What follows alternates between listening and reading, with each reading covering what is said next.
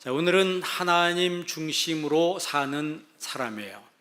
특별히 17절 말씀 중심으로 해서 말씀 전하는데, 그러므로 사람이 선을 행할 줄 알고도 행하지 아니하면 죄니라 그랬어요. 제가 여러 번 얘기했는데, 여러분 성경에서 선이란 말이 나오고 악이란 말이 나온다 그랬어요. 그러면 선이란 말이 나올 때는 하나님 중심, 악이란 말이 나올 때는 내 중심으로 해석을 하면 95% 정도는 정확합니다. 그러니까 우리가 선을 행할 줄 알고도 행하지 아니하면 하나님 중심으로 살아야 되는 거 알면서도 하나님 중심으로 살지 아니하면 그게 죄라고 하는 거예요. 그러니까 악은 뭐냐? 내 중심이 악이라고 하는 거죠. 내가 하나님을 안다고 하면서 믿는다고 하면서 내 중심으로 사는 사람은 하나님을 믿는 게 아니에요. 믿는 척 하는 거죠. 그래서 성경은 우리에게 진실한 믿음으로 하나님 앞에 나오기를 원하십니다. 우리 주님은 모든 사람이 다 구원받기를 원한다고 했어요. 신앙의 출발은 구원으로부터 시작되는 거예요. 여러분, 우리가 교회에 나와서 예배를 드리고 주님을 믿는다라고 하면 가장 먼저 구원을 받아야 합니다. 구원을 받는 것이 신앙의 시작이며 신앙의 출발이에요. 구원받지 못하고 교회를 오래 나오면은 마치 대학교 다니는데 등록도 안 하고 학생들 사이에 껴가지고 청강생처럼 왔다 갔다 하는 친구들이 있습니다. 그 친구들은 4년 동안 같이 들었는데요, 한데 졸업장을 못 받아요. 왜? 등록한 사람이 아니기 때문에. 그 학교에 합격해가지고 정상적으로 다닌 사람이 아니기 때문에 학교에 아무리 왔다고 해도 졸업장을 주시지 않습니다. 신앙생활은 내가 주님 앞에 나왔을 때 내 마음을 열고 예수님을 믿을 때 그 사람에게 구원이 임하게 되는 것입니다. 인간은 아담의 죄를 유전받았기 때문에 나면서부터 곁길로 나가 거짓을 말하는도다 했어요. 그래서 아이들 보면 성장할 때 가르쳐 주지 않았는데도 거짓말을 합니다. 인간이 죄인이기 때문에 그래요. 우리 인간은 아담으로부터 유전받은 죄와 저주가 있기 때문에 사람들은 늘 불안해합니다. 누구한테 말하지 못할 마음의 고통이 있습니다. 늘 마음속으로 힘들어하는 사람들이 얼마나 많은지 몰라요. 그러나 그런 사람들도 예수님을 믿을 때 나를 위해서 내 죄와 저주를 예수님이 다 담당하시기 위해서 이 땅에 오셔서 예수님이 십자가를 지셨습니다. 그 십자가를 지신 것은 자신의 죄 때문에 십자가 지신 것이 아니고 저와 여러분의 우리의 모든 죄와 저주와 우리의 모든 불행을 예수님이 몽땅 가져가시기 위해서 이 땅에 오신 거예요. 그래서 예수님을 믿는 순간에 내가 죄에서 자유함을 얻고 저주에서 자유함을 얻고 불행에서 자유함을 얻게 되는 거야. 그래서 우리 예수님을 믿을 때 풍성한 삶이 우리의 삶 가운데 시작되는 것입니다. 죄와 저주로 인간은 고통 속에서 살아가는데 예수님은 그 저주를 벗겨주시기 위해서, 우리에게 죄에서 자유함을 주시기 위해서 예수님이 이 땅에 인간의 모습으로 오셔서, 그리고 예수님이 나 대신 십자가를 지셨어요.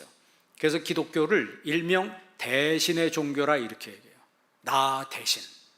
내가 형벌받아야 되고, 내가 지옥 가야 되고, 내가 처벌받아야 되고, 내가 내 죄의 대가를 치러야 되는데, 내가 치러야 될 그 죄의 대가를 예수님이 대신 받으셨다는 거예요. 나 대신하셨다는 거예요. 여러분 생각해 보세요. 누가 여러분 나를 위해서 죽을 사람이 누가 있겠습니까? 가족한테 말할 수 있겠어요? 나 위해서 대신 좀 죽어줄래? 그거는 가족한테도 말할 수 없는 이야기예요. 그런데 다 가족한테도 말할 수 없는 그 힘든 무거운 짐을 예수님이 오셔서 다 가져가신다는 거예요. 그러면 내 모든 죄와 저주를 다 가져가시고 나에게 자유함과 평안과 은혜의 삶을 살기 원한다면 예수님을 믿어야 된다는 것이죠. 그래서 여러분, 내 죄를 씻어주시고 나를 천국으로 인도하시기 위해서 예수님이 오셨다는 사실을 믿으시기를 바랍니다. 여러분 그 사실을 믿으면 여러분 구원받는 은혜의 사람이 되는 거야. 로마서 5장 8절에 이렇게 말씀해요. 우리가 아직 죄인 되었을 때 그리스도께서 우리를 위하여 죽으심으로 우리를 향한 자기 사랑을 확증하셨느니라. 내가 예수님을 알지도 못할 때, 하나님을 알지도 못할 때 하나님은 나를 위해서 구원 계획을 다 마련해 놓으시고 예수님을 이 땅에 보내셔 예수님께서 나 대신 내 죄를 담당하셔서 십자가를 지시고 물과 피를 다 흘리시면서 우리의 모든 죄를 이미 다 해결해 주셨어요.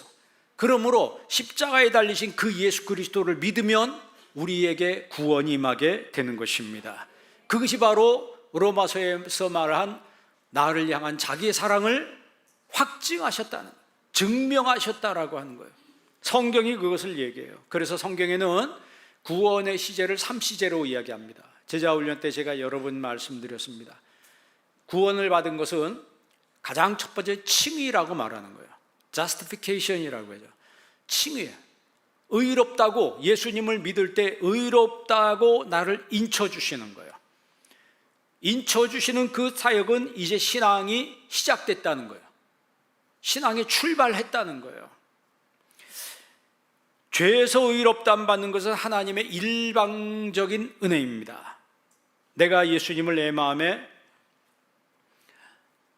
예수님을 믿고 구주로 영접할 때 예수님의 공로가 내게 전가가 되는 거예요. 예수님의 공로가 내게 전가가 돼요. 임피테이션이라고 그래요. 임피테이션, 내 안에 전가가 돼서 우리가 의인이 되는 거예요. 이거 영적인 작용이기 때문에, 영적인 원리이기 때문에 내가 예수님을 믿을 때 예수님의 의가 내게 전가가 돼서 내가 의인이 되는 거예요. 그래서 우리가 의인입니다. 그러나 반대로 죄인도 된다 그랬어요. 그래서 마틴 루터는 우리가 의인이면서 죄인이고 죄인이면서 의인이라고 그랬죠. 근데 그 구원파라고 하는 데서는 우리가 구원받았기 때문에 다시는 죄인이라고 말하면 안 된다, 뭐 그렇게 얘기합니다. 여러분 생각해 보세요. 바울은요 죽기 직전에 뭐라고 고백했냐면 나는 죄인 중에 괴수로다.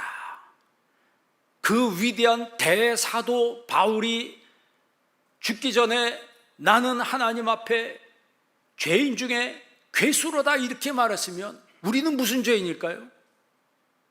괴괴수예요? 천괴수예요? 만괴수일까요? 얼마나 괴수예요? 그런데 우리는 죄인이 아니다라고 하는 건요 얼마나 무지한 얘기입니까? 오라 나는 비참한 사람이로다, 나는 공고한 사람이로다 그러죠. 그 탈레포로스란 말은 나는 와로레 추드맨 I am, 그래서 나는 정말 이 땅에서 하나님 없으면 나는 비참한 사람입니다 라고 하는 것을 바울이 고백하는 거예요. 그런데 그런 비참한 사람에게 하나님이 구원을 선물로 주시는 거예요. 그래서 에베소서 2장 8절에 뭐라 그래요?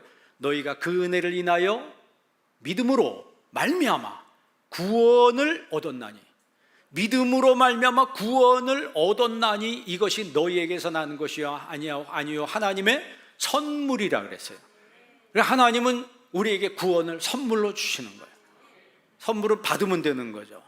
오늘 하나님이 구원을 선물로 주실 때 받는 여러분 되기를 바랍니다. 거절하지 마시고, 공짜니까 거절하지 마시고, 그 구원을 받아들일 때 우리가 하나님의 자녀가 되는 거야. 그리고 하나님이 우리를 칭의, 의롭다고 인쳐 주시는 거야. 이 인치심은 하나님의 단독 사역이어서 동력 사역이라 이렇게 해요. 동력 사역. 우리 주님이 단독적으로 일하신다고 해서 마너지즘이라고 그러죠. 마너지즘이라고 하는 것은 신학적으로 동력 사역이다 이렇게 말해요. 하나님이 홀로 일하시고 나를 인치시는데 누구하고 합력해서 인치시는 게 아니고 하나님이 단독적으로 나를 너는 의인이다 라고 인쳐주신다는 거예요. 이처럼 이 큰 은혜가 어디 있습니까? 여러분, 의인이라고 인쳐주셔서 의의 옷을 입혀주셨기 때문에 우리가 천국 가는 거예요. 천국 가는데 여러분, 죄 없는 사람이 천국 가는 게 아닙니다. 회개한 사람이, 의의 옷을 입은 사람이 천국 가는 거예요. 그러면 인침을 받은 칭의를 받은 이 사람에게는 어떤 일이 벌어지냐면 그 다음부터 어떤 일이 생기냐면 성화의 삶이 시작되는 거예요. 오늘 본문 말씀은 성화에 대한 말씀이에요. 구원받은 사람은, 칭의가 이루어진 사람은 반드시 sanctification이라고 해서 성화로 들어갑니다. 그러면 그 성화의 삶을 살게 하시는 분이 누구냐면 성령 하나님이세요. 성령 하나님께서 구원받은 하나님의 백성으로 하여금 하나님을 알게 하십니다. 무지한 나에게 하나님 말씀을 들으면서 하나님을 알게 하세요. 아, 하나님이 이런 분이었어? 하나님이 이런 분이었어?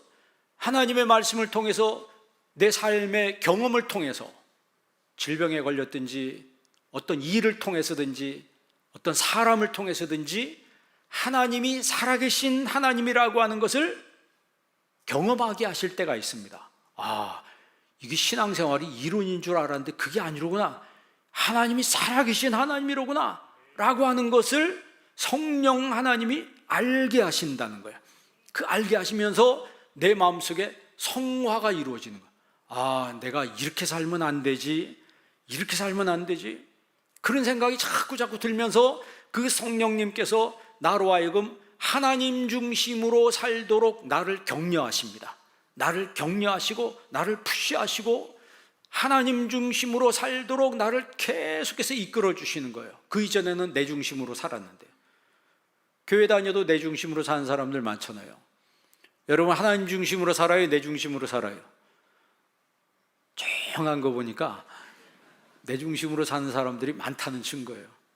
그렇다고 하나님 중심으로 사는 사람이 없는 게 아니죠. 하나님 중심으로 사는 사람도 겸손해서 또 말을 안 하고 있어요.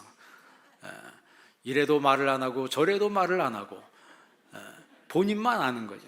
본인만 아는 거예요. 중요한 것은 성령 하나님께서 하나님 중심으로 살도록 나를 격려하시고 나를 붙들어 주시고 나를 인도해 주신다는 거예요. 그래서 성화라고 하는 것은 구원받은 하나님의 성도가 능동적으로 하나님께 붙들리는 삶을 사는 걸 의미합니다. 구원받은 하나님의 자녀가 능동적으로 하나님께 붙들린 삶을 사는 것이 성화라고 하는 거예요. 그래서 빌립보서 2장 12절 말씀 한번 읽어볼래요? 다 같이 읽습니다. 그러므로 나의 사랑하는 자들아, 너희가 나 있을 때뿐 아니라 지금 항상 복종하여 두렵고 떨림으로 너희 구원을 이루라. 아멘. 사랑하는 자들아, 나 있든지 없든지 항상 복종하여, 항상 복종하는 마음으로 두렵고 떨림으로 너희 구원을 이루라 그랬어요. 이 구원을 이루라, 이게 동사이면서 현재 명령형이에요. 카탈로기조마이라고 하는데, 카탈로기조마이란 말은 내가 하나님 앞에 이루는 삶을 사는 거예요. 무엇을 이루느냐? 소테리아라고 해서 구원을 이루라고 하는 거죠. 그러니까 현재, 그러니까 성화 구원은 현재의 구원을 말하는 거예요. 우리가 구원의 3시제는 칭의 구원, 성화 구원, 영화 구원이라고 그랬어요. 이게 조직신학에서 말하는 구원의 3시제예요. 구원의 9가지 서정을 압축해 놓은 거예요. 그러니까 반드시 칭의가 이루어진 사람은 자신의 삶 속에 성화가 나타나요. 내가 하려고 하는 게 아니고 성령 하나님께서 내 삶을 격려하시는 거예요. 그러니까 나도 모르게 옛날에 욕 잘하던 사람이 욕이 확 줄어들고, 거짓말 잘하던 사람이 거짓말이 확 줄어들고, 시기 질투 잘하던 사람이 10번 시기하던 게 한두 번으로 확 줄어들어요.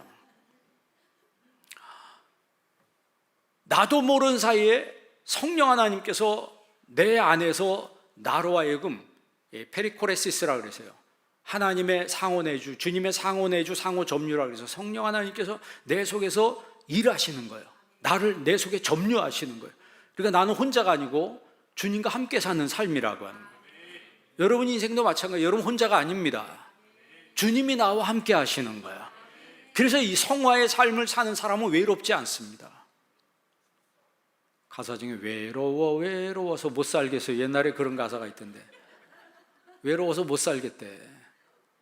현대인들에게 여러분 정말 그 큰 불행 중에 하나가 뭐냐면 고독이라고 하는 거죠. 오죽하면 고독사라고 하는 것이 있겠어요. 요즘에는요, 우리나라에도 젊은 사람들이 고독사 한다는 거예요. 일본 선교사님이 와서 우리 교회 와서도 그 이야기 했잖아요. 일본의 직업 중에 하나가 고독사 한 사람 가서 집에 가서 짐 정리하는 그런 직업이 있다는 거예요. 그 정도로 많은 사람들이 혼자 집에 살다가 고독사 하는 거예요. 병들어 죽는 게 아니고 누구한테 맞아서 죽는 것이 아니고 고독해서 스스로 살다가 죽는 거예요. 그런데 예수님을 만나면 고독하지 않습니다. 혼자 가만히 있어도 고독하지가 않아요. 왜? 주님이 그 자리에 함께 하시기 때문에. 주님이 그 자리에 함께 하시기 때문에 주님과 얘기하고 주님과 기도하고 주님을 찬양하고 내 마음속에 주님이 오셔서 내 삶을 더 풍성하게 하셔요. 그래서 깨닫는 것도 많고, 과거에는 굉장히 협소했던 내 생각과 이 마음이 주님을 만나면서 주님과 독대하면서 내 삶이 더 넓어지고 삶의 스펙트럼도 더 넓어지기 때문에 보는 시야가 옛날하고 다르다. 두렵고 떨림으로 너희 구원을 이루라. 그래서 성화는 여러분 소극적으로 이루어지는 것이 아니고 능동적으로 이루어지는 거예요. 그래서 그리스도인들은 성화에 소극적이면 안 됩니다. 여러분 성화에 적극적으로 참여하는 그리스도인이 되기를 바랍니다. 오늘 이렇게 예배에 나온 것도 여러분 성화의 한 과정입니다. 이렇게 예배에 나오는 것도 성화의 한 과정이에요. 그래서 내가 적극적으로 예배를 드리고 기도에도 적극적으로 참여하고, 영적인 일이니까.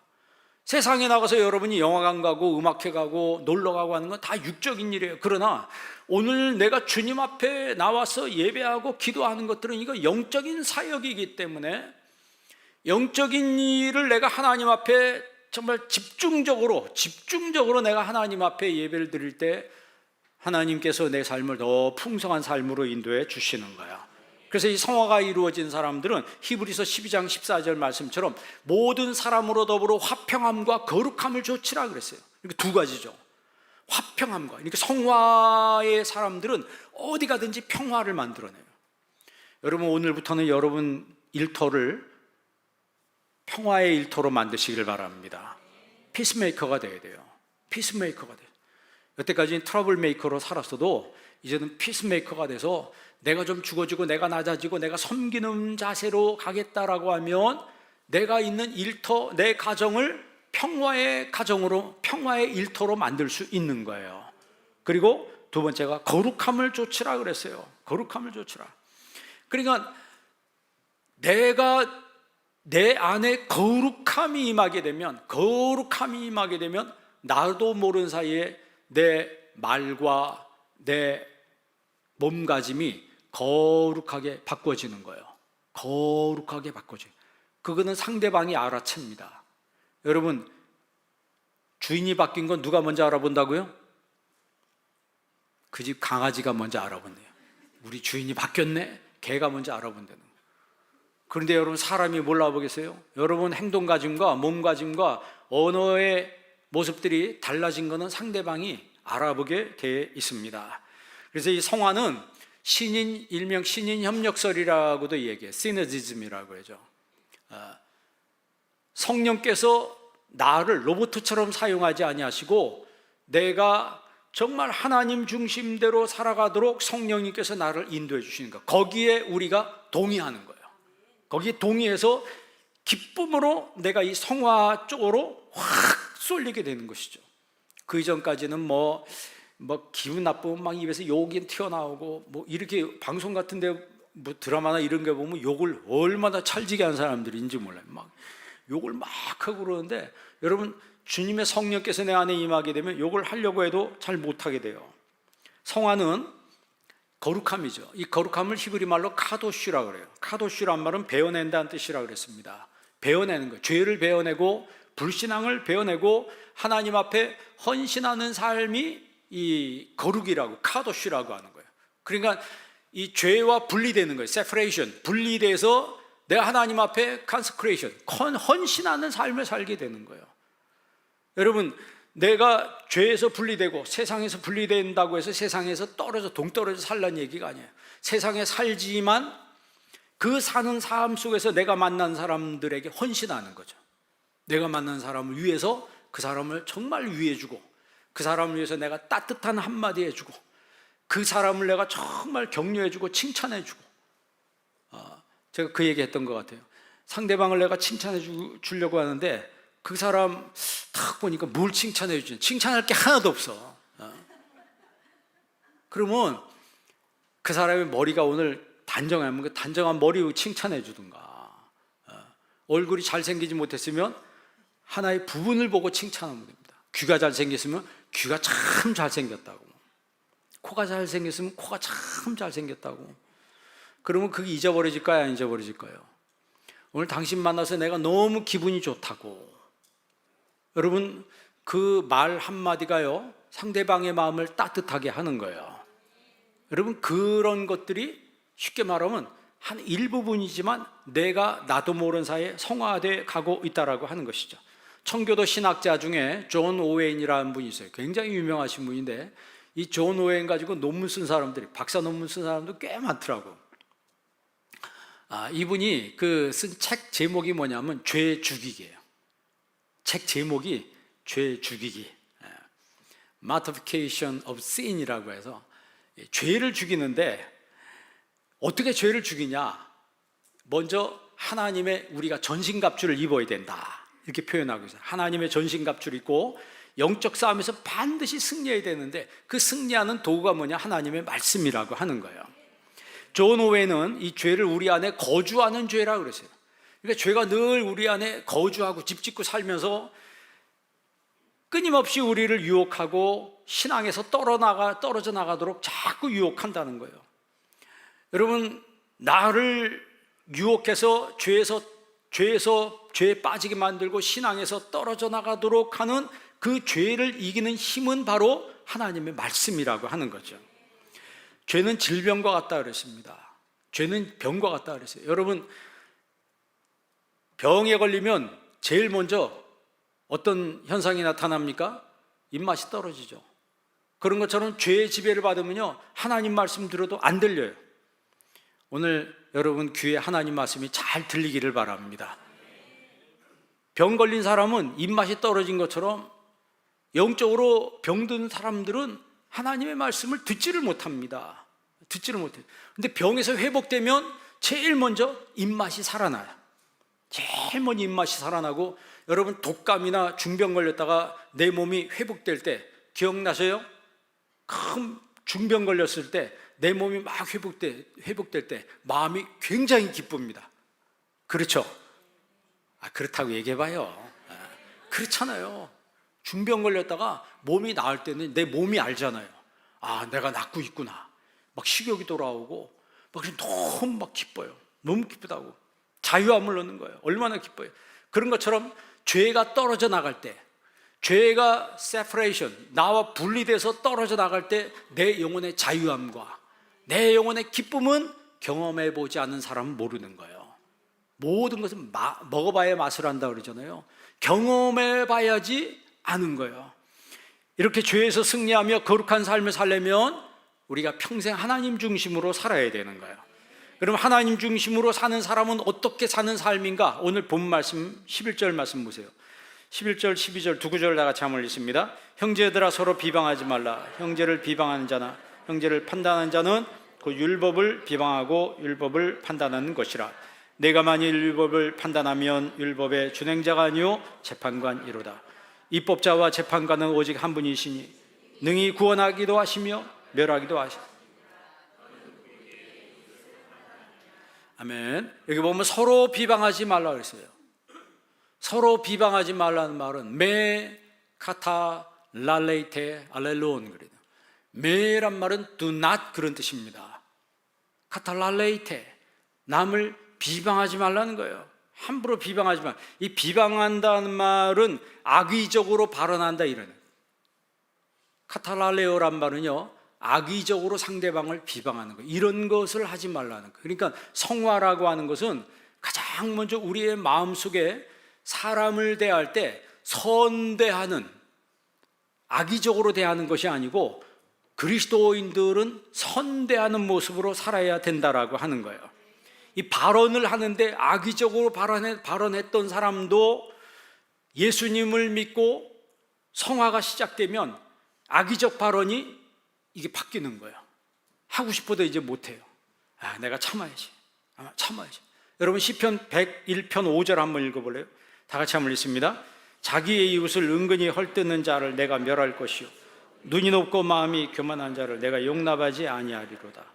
아멘. 자기의 이웃을 은근히 헐뜯는 사람, 그런 사람들 있잖아요. 직장에서도 은근히 뭐예요?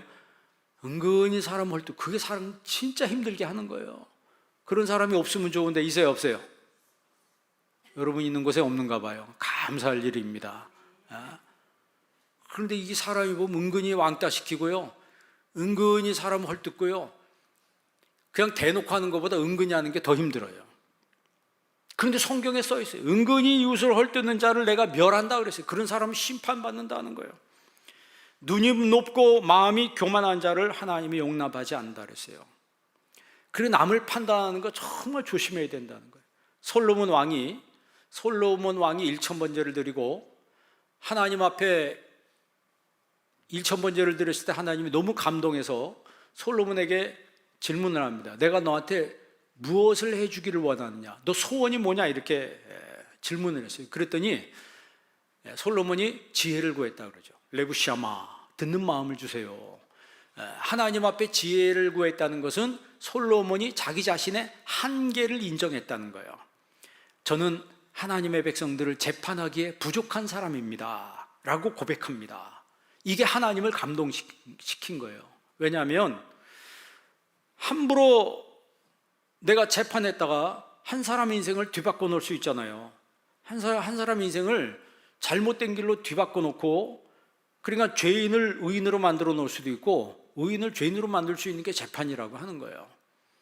그러니까 판사가 판단을 잘못하면 그 요즘에 이 죄 지은 사람들이 뭐 편지 쓰고 막 이거 그거 하는 게 많다고 그러더라고요. 제가 이 경찰서 같은 게 보면요, 자기 죄를 무마시키기 위해서 거기다 말도 안 되는 그 사람들의 그 편지를 해서 자기를 그 변호하는 그런 걸 막 쓰는데, 그러면 경찰들이 사건이 하도 많다 보니까 헷갈릴 때가 있다는 거예요. 그거를 바라고 계속해서 그러면 한순간 정신줄 놓으면요, 죄인이 아닌 거가 돼버리는 거예요. 그리고 한순간에 정신줄 놓으면 의인이, 죄가 없는 사람이 죄인이 돼버리는 거예요. 그런 것들이 경찰서 안에서도 일어날 수 있는 거예요. 그런데 여러분, 한나라의 왕인 솔로몬이 재판을 했는데 이게 여러분 함부로 함부로 잘못 판단해가지고 한 사람의 인생을 뒤바꿔 놓을 수 있다고. 그렇기 때문에 솔로몬은 자기 자신의 부족함을 인정하고 하나님 앞에 지혜를 구했다는 거예요. 그렇게 겸손하게 하나님의 지혜를 구하는 그 솔로몬을 보시고 하나님이 그가 구하지 아니한 부귀와 영광도 주셨다는 거죠. 그러니까 여러분, 이 땅의 부귀와 영광은 덤이에요. 돈 버는 건 뭐라고요? 목적이 아니고 덤입니다. 한번 따라해 보시래요. 돈 버는 거는 목적이 아니고 덤입니다. 근데 덤을 위해서 목숨 걸면 안 되는 거예요.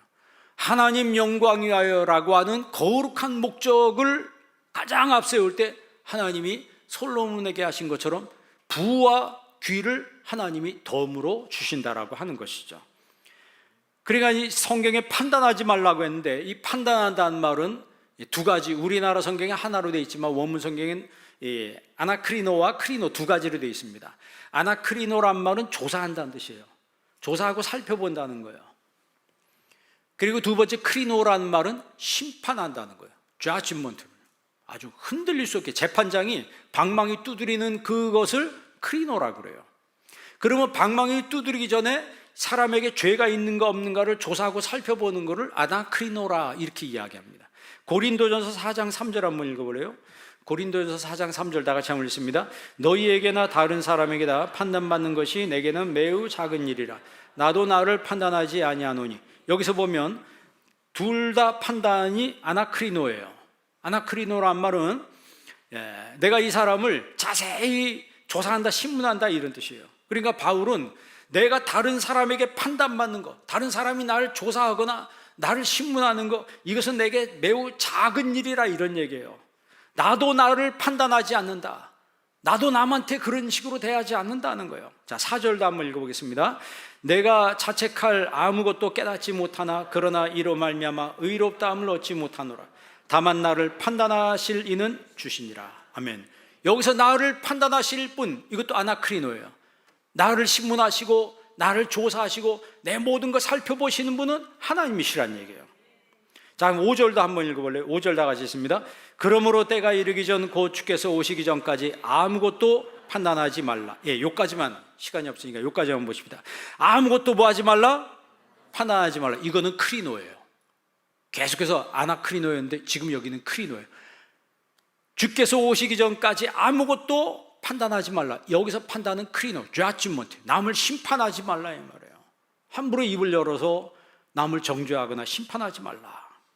자, 로마서 2장 1절도 읽어볼래요? 로마서 2장 1절에는 어떤 말이 나오는가? 한번 다 같이 읽습니다. 그러므로 남을 판단하는 사람아 누구를 막론하고 내가 핑계하지 못할 것은 남을 판단하는 것으로 내가 너를 정죄함이니 판단하는 내가, 여기서 판단이 한 절에 3번 나와요. 이게 전부 크리노예요. 남을 심판하는 사람아, 너 핑계하지 못한다는 거예요. 남을 크리노, 남을 심판하는 그것으로 내가 정죄되고 판단하는 내가 같은 일을 행함이라. 그러니까 너, 쉽게 말하면 너가 남을 심판하는 것으로 너는 반드시 심판받게 될 것이다 이 말이에요. 여러분 2장 2절도 읽어볼래요? 2절 있습니다. 이런 일을 행하는 자에게 이런 일을 행하는 자에게 하나님의 심판이, 이게 크리노예요. 하나님의 심판이 반드시, 하나님의 크리노, 하나님의 심판이 진리대로 된다는 거예요. 3절도 읽어볼래 있습니다. 이런 일을 행하는 자를 내가 하나님의 심판을 피할 줄로 생각. 예. 여기도 하나님의 심판을 피할 줄로 생각하느냐? 여러분, 내가 남을 판단하고 하는 것은 반드시 하나님 나에게 돌려주신다는 거죠. 그렇기 때문에 성화를 이루어가는 하나님 중심으로 사는 사람들은 남을 정죄하거나 남을 판단하거나 남을 심판하는 일을 정말 조심해야 되는 거예요. 예수님이 마태복음 7장에 산상수훈에 뭐라고 말씀하세요? 비판받지 아니하려거든 비판하지 말라. 메크리네테 히나 메크리세테 그랬어요. 그러니까 내가 크리노 당하지 않으려면 남을 크리노하지 말라. 이 남을, 여러분 재판장이 꽝꽝꽝 두드리는 거 있죠. 이걸 크리노라고 그래요. 그러니까 매란 말은 do not 그러네요. do not judge. 다른 사람을 크리노하지 말라. 심판하지 말라. 비판하지 말라. 내가 비판받지 아니하려든 비판하지 말라. 내가 비판하는 그 비판으로 내가 비판받을 것이요 내가 헤아리는 그 헤아림으로 헤아림을 도로받을 것이니라 그랬어요. 내 안에 들보가 있는데 어찌하여 형제에게 말하기를 나로 내 눈 속에 있는 티를 빼게 하라 하겠느냐. 형제여, 내 먼저 내 눈 속에 있는 들보를 빼라. 그리하고서야 밝히 보고 형제의 눈 속에서 티를 빼리라. 예수님이 그렇게 말씀했어요. 그러니까 우리는 내 눈에 들보가 있는데, 들보가 뭐예요? 집에 보면 여러분 꼭 기둥 지나가는 그 들보 있잖아요. 그런 게 내 안에 있는데 우리는 상대방의 티를 보고 저 사람 티가 있다고 손가락질하고 지적하고, 그래서 인간관계가 깨지는 거예요. 그러나 이제 성화를 이루어가는 하나님의 백성들은 그런 것을 하지 않습니다. 티가 있으면요 오히려 나에게 들보가 있는가를 먼저 보고, 다른 사람이 죄 짓는 거 있으면 나도 혹시 저 사람만큼 죄 짓는 거 아닌가 나를 돌아보라. 예수님이 그렇게 말씀했어요. 여러분 레위기서 19장 16절 한번 읽어볼래요? 다 같이 한번 읽습니다. 너는 내 백성 중에 돌아다니며 사람을 비방하지 말며 내 이웃의 피를 흘려 이익을 도모하지 말라. 나는 여호와이니라. 너는 돌아다니면서 사람을 뭐 하지 말라? 제가 그런 얘기 많이 했죠. 와가지고 누구 비방하는 사람 조심하라 그러죠. 내 앞에 와서 다른 사람 욕하는 사람은 반드시 다른 사람한테 가서 내 욕합니다. 내가 겪어봐서 알아요. 너는 돌아다니면서 사람을 비방하지 말라 그랬어요. 자, 18절도 한번 읽어볼래요? 레위기 19장 18절 읽습니다. 원수를 갚지 말며 동포를 원망하지 말며 내 이웃 사랑하기를 내 자신과 같이 사랑하라. 나는 여호와이니라. 아멘. 원수 갚지 말라. 동포를 뭐 하지 말며 원망하지 말라. 내 이웃 사랑하기를 너 자신과 같이 사랑해라. 이게 성화입니다. 이게 성화예요. 그러니까 하나님 중심으로 사는 사람들이 어떤 사람이라고 하는 것을 지금 이야기하는 거예요. 그러니까 성경에 판단하지 말고 비방하지 말라 그랬어요. 이 크리노라고 하는 것은 재판장의 위치에서 내가 사람을 심판하는 거라고 그랬어요. 그러니까 크리티사이즈 하는 게 그게 아니라는 거예요. 남을 비평하는 게 아니고 그 정도에 머무는 게 아니고 내가 재판사의 위치에서 사람을 형을 가하는 거예요. 그 정도로 사람을 힘들게 하는 거죠. 율법은 자기를 돌아보는 척도이지 남을 비판하는 척도가 아니라고 우리에게 말씀하고 있습니다. 여러분, 대표적으로 우리가 다윗이라고 하는 사람을 볼 때 다윗은 항상 우리가 좋은 일, 신앙 좋은 사람 이렇게 알고 있는데 다 그런 건 아니잖아요. 다윗이 악행을 행한 적도 있잖아요. 하나님이 다윗의 악행을 보고 나단 선지자를 파송을 했습니다. 나단 선지자가 다윗에게 가서 이야기를 합니다. 왕이시여, 한 성에 부자가 하나 있는데 그 옆에 가난한 사람이 있었습니다. 부자에게 손님이 왔는데 부자는 많은 양 중에서 한 마리를 잡아서 손님 대접한 것이 아니고 자기 옆집에 가난한 집에 양 한 마리 딱 하나 있었는데 그 양을 뺏어가지고 자기 손님을 대접했습니다. 그랬더니 다윗이 그 이야기를 듣고 화를 내면서 뭐라고 얘기했냐면 내가 여호와의 사심을 가리켜 맹세하노니 이 일을 행한 사람은 반드시 죽을지라 그랬어요. 그 사형시켜야 된다는 거예요. 그를 불쌍히 여기지 않고 이 일을 했으니 4배나 갚아야 될지라. 양 4마리로 갚아야 된다. 이거는 레위기에 있는 율법에 나와 있는 말씀이죠. 남을 토생한 것이 있으면 4배나 갚으라. 그래서 삭개오도 예수님 만날 때 뭐라 그랬어요? 내 재산의 절반을 가난한 사람에게 주고 내가 누구에게든지 토색한 것이 있으면 4배나 갚겠나이다 이렇게 얘기했잖아요. 그건 이제 율법에 있는 얘기예요. 그러니까 다윗이 율법을 들먹거리면서 그 사람을 처벌해야 된다라고 하는 것을 이야기하는 거예요. 그랬더니 나단이 다윗에게 말했습니다. 그 사람이 바로 당신입니다. 그러니까 다윗이 그 얘기를 듣고 해마를 한 방 두들겨 맞은 것 같은 거죠. 자신의 들보는 보지 못하고 남의 티를 보고 분노해서 다윗은 양 한 마리 뺏은 걸 가지고 사형을 선고해야 된다라고 길길이 날뛰었습니다. 그렇게 보면 생각해 보세요. 양 한 마리 뺏은 거 가지고 사형시켜야 된다 하면 다윗은 남의 아내를 뺏고 그 집안을 어떻게 만들었습니까? 가정을 파괴해버렸잖아요. 우리아를 최전방에 보내가지고 죽도록 만들었잖아요. 그러니까 살인교사죄죠. 한 가정을 파탄으로 몰은 그 다윗이 뭐라고 얘기한 줄 아세요? 가난하고 힘없는 서민을 짓밟은 부자에게 내가 분노한다. 가난하고 힘없는 그 정말 사람을 힘들게 한 그 부자에 대해서 내가 분노한다. 뭐 그러면서 힘없는 그 서민에 대해서 연민의 정이 막 폭발한 이런 다윗. 그러면서 자기가 사형 선고를 내리는 이런 이야기를 들으면서 얼마나 우리는 생각할 때 가증스럽다고 생각합니까? 우리는요, 다윗이 그랬던 것처럼 우리는 나는 아닌 것처럼 하고 이렇게 생활할 때가 얼마나 많아요. 그러나 뜯어보면 다윗과 같은 그런 범죄가 우리에게도 있는 거예요. 우리에게도 있는 거라고. 우리는 남을 정죄하기 전에 내 죄를 먼저 돌아봐야 합니다.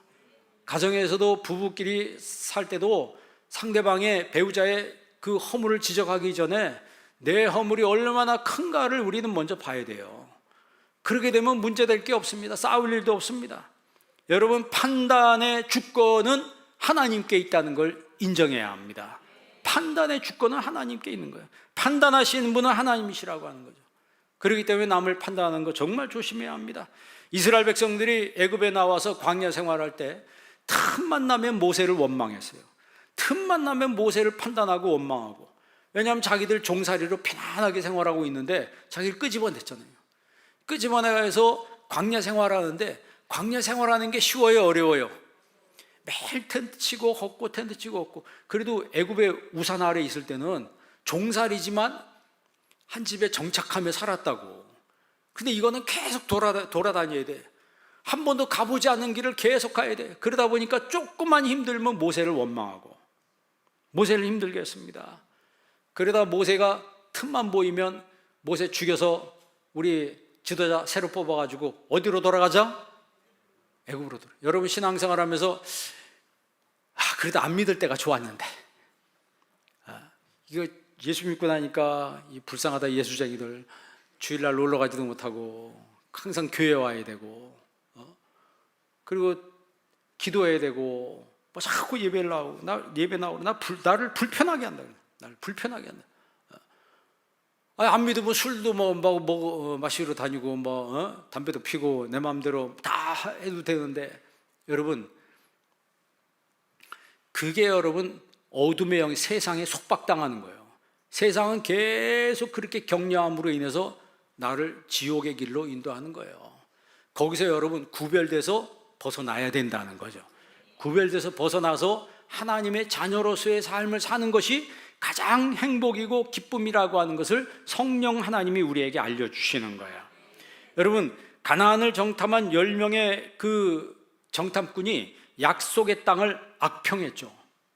하나님이 약속한 땅인데 이 사탄은 그 12명 중에 10명을 점령해가지고 그 10명이 돌아와서 악평하기 시작했어요. 민수기 14장 36절 한번 읽어볼래요? 민수기 14장 36절 다 같이 한번 읽습니다.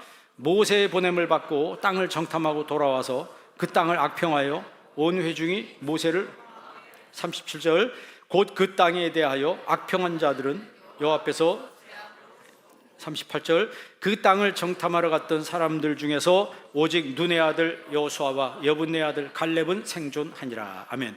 하나님이 약속한 그 땅을 악평한 자들은 뭐 했더라? 하나님이 다 죽게 했다는 거예요. 그 사람들은 다 죽었어요.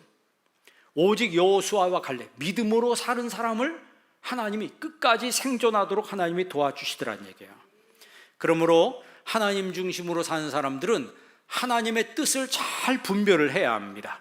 여러분 잠언서 19장 21절 한번 읽어보세요. 잠언서 19장 21절 읽습니다. 사람의 마음에는 많은 계획이 있어도 오직 여호와의 뜻만이 완전히 서리라. 아멘. 여러분 계획이 있나요? 사람의 마음에는 많은 계획이 있어도 오직 여호와의 뜻만이 완전히 서리라 그랬어요.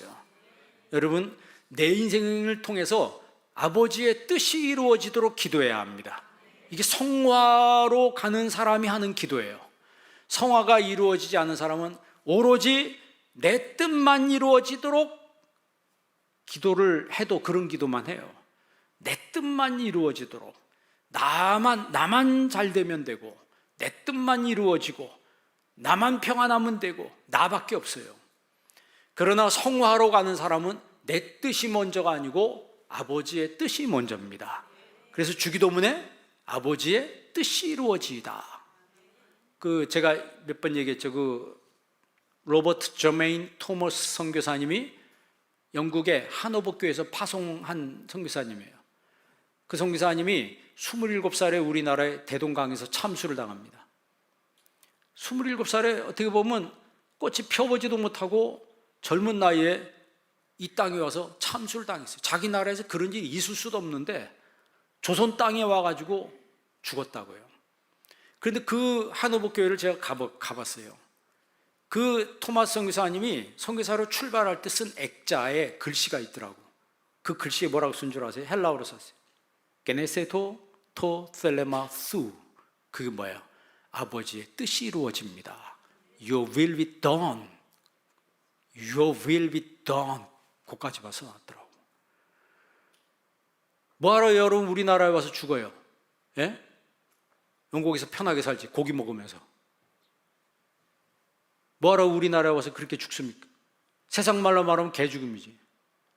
그런데 그 선교사님이 젊은 나이에 출발할 때 아버지의 뜻이 이루어집니다.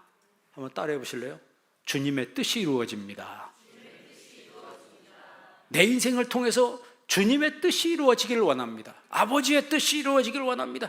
이렇게 나아갈 때 하나님이 솔로몬에게 하신 것처럼 구하지 아니한 부귀와 영광도 주시는 거예요. 예수님께서 산상수훈에서 이렇게 말씀했어요. 나더러 주여 주여 한 자마다 다 천국에 들어갈 것이 아니요 다만 하늘에 계신 내 아버지의 뜻대로 행하는 자라야 들어가리라 그랬어요. 다만 하늘에 계신 내 아버지의 뭐대로? 뜻대로 행하는 사람이 천국에 들어간다고 했습니다. 그럼 우리 어떻게 살아야 돼요? 우리 이제 어떻게 살아야 돼요?